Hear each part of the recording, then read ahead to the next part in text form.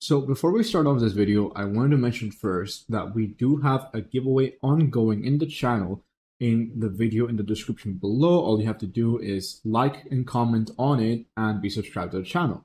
With that being said and done, let's get on with the video. Okay, so I had actually already beaten Memory of Chaos like on Monday, but this was without Huo Huo, and I felt like it was important for me to make a video with now having Huo Huo, solely because this character has single-handedly made this experience so much better to face these enemies, despite the fact that I didn't even have that many traces on her. Yeah, like this Huo Huo is rocking a 1 on the basic attack and 2 on every other talent. She's not even level 70 yet, so she doesn't have the A6 Ascension unlocked, which I believe regenerates her energy whenever her passive triggers, which is very often, honestly.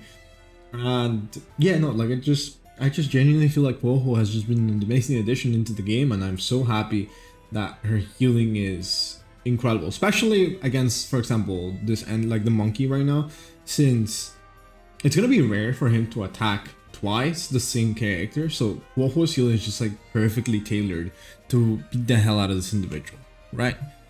In addition, I love the fact that Huo Huo is able to buff the whole party's attack percent, since in this team I'm running damage over time, and damage over time doesn't really care about critting, it only cares about how damaged the attack set is. So being able to not only recharge ultimates much faster, but also being able to increase the damage over time that Kafka can forcibly proc over and over again just feels absolutely busted and insane. Not to mention that we have things such as Sampo's debuff, where damage over times now deal more damage through his ultimate, and Gwynaifin's Firekiss debuffs that make it so that your enemy can take up to 21% increased damage, which is just mind-boggling from all sources, mind you. So all DOTs are gonna end up doing more damage, and I do like that about Gwynaifin, that you don't have to run her on a DOT team, since that damage increase can also work for like a general DPS.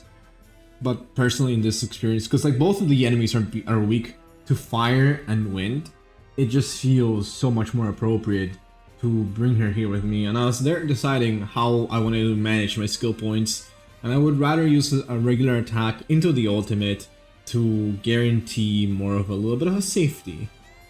I would rather just start stacking up in case I do end up moving into the rounds. I know that they have like more than half HP, but I do need to manage the skill points a little bit better, especially because I did have to heal with Huo Huo there, and I know Huo Huo is gonna get hit.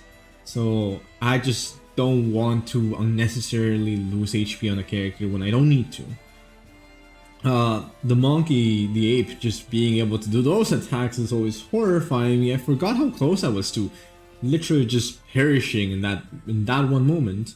Well, to be fair, I do feel like I play more reckless the closer I am to beating an enemy, because I'm like, oh, so long as I just burst them down, I should be fine. I just never trust my ability to burst enemies. And also, look at me right there going in for the ultimate, getting that attack boost and everybody, but that doesn't really matter, since I do believe that they would have just gone down anyway.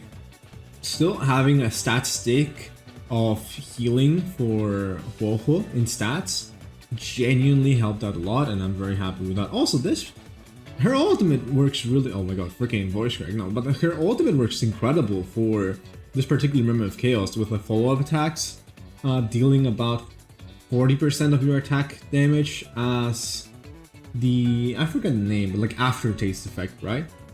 And that just means that you get more damage on all of your other characters, and it stocks, honestly. So I'm just very happy with that. In this other half though, I bring mostly an ice team, and I really should be getting the new relic set for this team. The one where it's like if a character has like the same element as you, they will deal more damage, and I could easily run that for Jingliu. And it makes my Japard do even if a little bit more damage. Payla, sorry for the weird pause there, I had to like breathe. But yeah, like, I forgot to breathe there for a second. Whoops. But legitimately though, I do like that Pela shreds defense, and I do have the Jingliu light gun. So this sadly is not a free-to-play clear. Well, to be fair, a lot of my characters here are fucking 5 stars, so it's a little bit rough on that regard. I still do like the fact that these characters are absolutely amazing, and I do need that layer of defense with Japard, since I didn't go for full shred. And I know so many people have been telling me that this particular wave, the second wave, you know, with the Storm Disaster True Sting enemies, if you had Lune, it would be free. It would be like the easiest experience in the world. I don't have Lune, sadly, and that genuinely is fucking awful, because I would just be able to clear so many of the beetles in an instant, but I really just can't. In addition, it just is rough, since one of the main gimmicks of that boss fight is that they summon the Lesser Sting, this one beetle that has fire, imaginary, and physical weakness. However, it's just that one beetle explodes and enrages your party, and you will see later how that almost fucked me massively. But in the end, I just feel like it's the worst experience. I'd never ever want to see these particular enemies again, but I know I'll see them over and over again. I low-key wish that these guys had like a physical weakness, so that next patch with Argenti, like, things can pop off, but oh well. It definitely won't happen, but it's just my own wishful thinking and my own copium thinking, personally, just speaking. In the meantime though, again, just being able to shred defenses just feels really nice. Being able to also on this team, because before I used to have links instead of Luocha, getting an extra proc of aftertaste with these attacks just feels absolutely marvelous, and it fills my life with so much hope and happiness. I had to break with Japard, which did feel a bit rough, since obviously I would have much preferred break with Jingliu, since she's the DPS. However, she didn't have the stacks, right? She was out of her buff state, meaning we probably wouldn't have done that much extra damage anyway. It would have been higher, but not like massively higher, because the multiplier wouldn't have applied up on top of the regular break multiplier. But nonetheless, oh my god, I always stress as well whenever I fight these enemies, since they do apply their wind shear, and that wind shear ends up stacking so goddamn fast, especially like that when they, like, you know, they're like, oh, I'm gonna multiply and attack you immediately. I'm gonna attack, then multiply, then attack you again, and it's like, fuck you. So I'm just glad that I have, again, that just that AoE breaking most, well, not breaking their shield, but at least diminishing it to a certain extent, using Pela to just reduce their defenses, and there, the beautiful moment where I can unleash the ultimate, and all I have to do is hope that I do crit, and I do crit there. Very nice. That genuinely brings me joy. I'm so used to not critting whenever I've used Jingliu that I always forget, and I'm just like, oh shit, I did actually crit, and I actually was able to do a lot of damage. When I don't crit, it does like 2%, and then I just become absolutely upset. That is the biggest problem I do have sometimes, and I will admit that I have to build Harmony characters. I have a semi-built Yun, but I don't really use them that much. I really should. Especially because I recently got her 4th Eidolon. Wait, that bug right there. The one that just like fucking screamed at me. Got his like wings flapping with fire. That bug on the left of the True Sting is absolutely awful. It's the worst enemy in the entire game for me, and I never ever want to see them, because I always panic that it will hit my characters. It's gonna enrage everybody. Like if it was to target Pela or Luocha and I get unlucky, I would have 3 party members enraged that would be unable to do anything. They would be wasting turns, and there we go. There it is. It hits. It doesn't affect Luocha, and I'm so thankful that, like, at that moment Jingliu did in fact hit the beetle. However, that was rough because I wasn't able to activate her ultimate again in order to be able to remain in the buff state. So that just means that my Jingliu is getting a little bit slower. We're also approaching turn 16, well, cycle 16, which is really scary. I almost died there as well, which genuinely just made me so worried.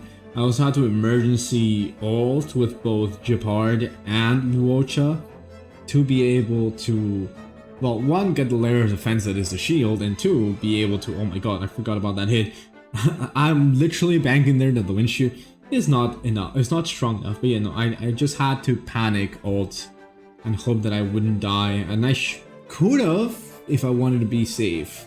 Ulted with Jingliu, that would have given me even more turns to just start like procking up more and more and more heals, so to guarantee that Luocha would live.